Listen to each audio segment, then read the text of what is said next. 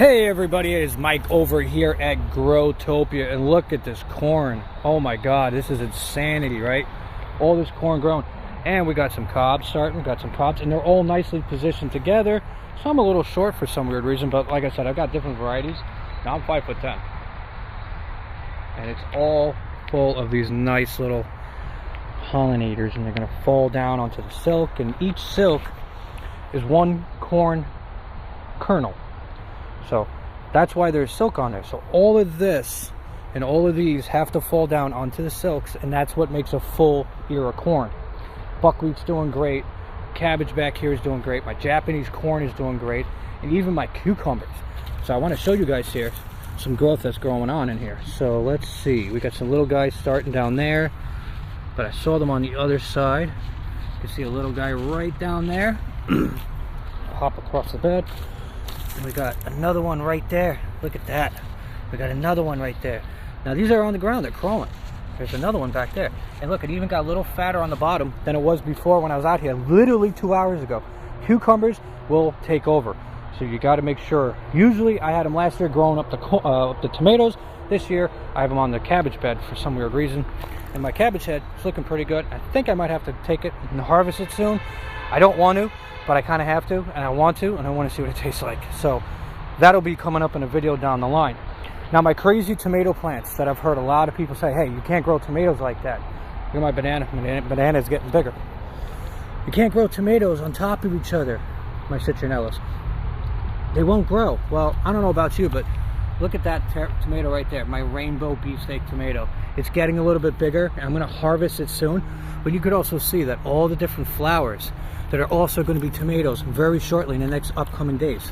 Look at these. I got these two guys over here. These are green zebras. Now they get a little bit bigger. Now it kind of looks like a little bit of a butt cheek going on again, because the way that they are sitting, there's two flowers that merge together. And it's a rare thing to have on tomato plants, but the reason why I have them is because I grow my tomatoes like this, and obviously this is what happens when customers cancel on me and I'll get inundated with tomato plants. And before this video ends, I'm going to try to run through and tell you actually how many tomato plants are here. I'll start off, there's 20 strings for tomatoes, and obviously one sunflower that my farming squirrel planted amongst some other ones. We got some pink brandy wine tomato plant just about to start. My amaranth that I didn't realize was going to take off. But look at these tomatoes back here. Ooh, the size of this one here. We got tomatoes back. Whoop, got tomato leaf. Got tomatoes back there. We got tomatoes back there. We got tomato. We got tomatoes down here. Let me squeeze this one back here. It's just about almost ready to pull it off. Now the problem when you're growing different varieties like this one, this is a green ant German tomato, so it's never going to turn red. So you got to pay attention to it and just give it a little squeeze test. You don't want it to be soft, but that one I might have to pick probably this weekend. Down here in the land of the lost is, I think this was from 2024 mix. So this is literally a bunch of random tomatoes. So these, I don't even know what these are in here. It was stuff that I grew last year that I harvested the seeds from the tomatoes that were left on the vine too long, and then I threw them into a bag and I call it my 2024 mix. So it's definitely cherry tomatoes. If they're yellow, then it's obviously my yellow cherry tomatoes. Look, I got more tomatoes over here, tomatoes here, and obviously I don't cut off my suckers. I like to get a monster harvest. Look at this. We got green Cherokees over here as well. Over here, more. We got more tomatoes over here. Tomatoes over here. Tomatoes down there. As we come over, we got some more tomatoes over here. I'm like trying to look as I'm filming. There's more tomatoes there, another batch of cherry tomatoes, more cherry tomatoes, more cherry tomatoes, more tomatoes in there, more tomatoes down there, more tomatoes over here, there's tomatoes over there. And somewhere down here is a tag after my citronella has completely taken over, and these are green zebras. Holy moly. I'm running out of breath here. We got more tomatoes there. Those might be San Monzino tomatoes because they're getting that oblong shape, or they're Amish paste. And somewhere down here in the land of the lost there's a Cherokee purple tomato, which is this plant here. So this would be cool. I would love to see what the Cherokee purple looks like. We got some more tomatoes here, tomatoes back there. Somewhere there's a tag. These are black crems that are going to come in here, so they're going to turn black, which is really cool. Big Mama. Okay, that's what these are. So this right here, my other problem. Well, see, the Cherokee is here. So these are the Big Mamas. So the Big Mamas I've never grown before, and supposedly, you know, they're like Big Mama. You know, and I'm talking about. Somebody's got to get a better car. They're like, you know, Big Mama's house tomatoes. You know, they're supposed to be like pretty big. And you could see them from the backside. Even ones that I didn't even see, you could see them back there through the holes. Did I get those guys down there? I don't even know at this point. I know I even closed the gate. But there is, if the count was right from the last time, and you could see how clustered these tomato plants are all growing, and they're growing fine. Yeah, you got a little yellowish here and there, and some of the plants might have died off. You had one that died off here, but that's fine.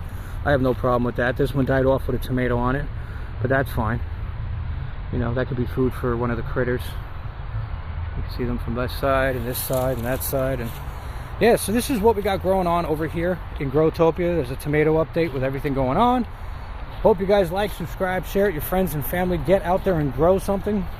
And one more thing before we end the video. Over in the greenhouse, I ended up installing the sprinkler system that I've always been talking about. My grapevines are over there. This was a fun activity, running the sprinkler through. It waters everybody great. We got our peanuts that are doing very good. We got our cucamelons over there. Our peppers are finally starting to take off, a little late.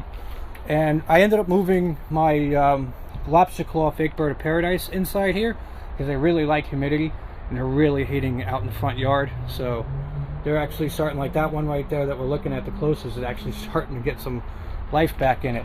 They like a lot of humidity. They get the morning sun and the afternoon shade, which is what we're dealing with right now.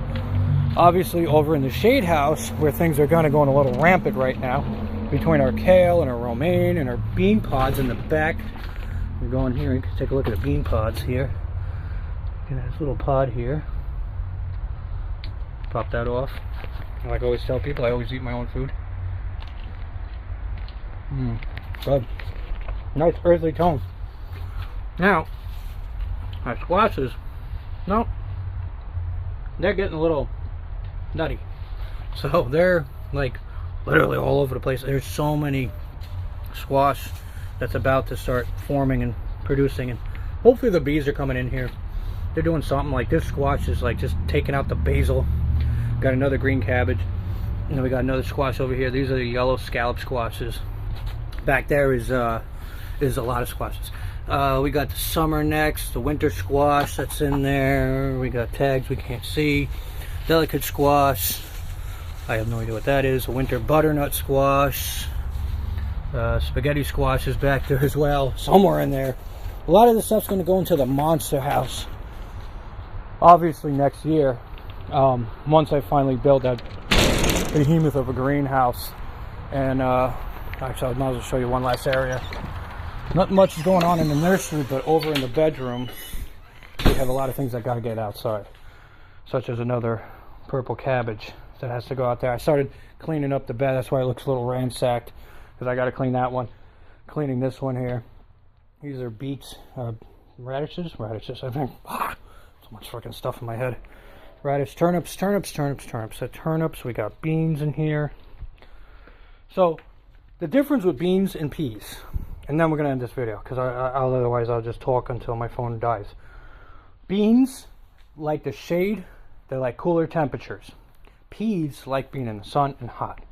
So when you're trying to grow your beans outside, they really love the shade. They do not like the full sun. And my beans have been doing pretty good if I stop eating them in here. Let's see, got a little guy down here. This guy's small. See if he's ready. There he is. Nice little fresh bean out of the garden.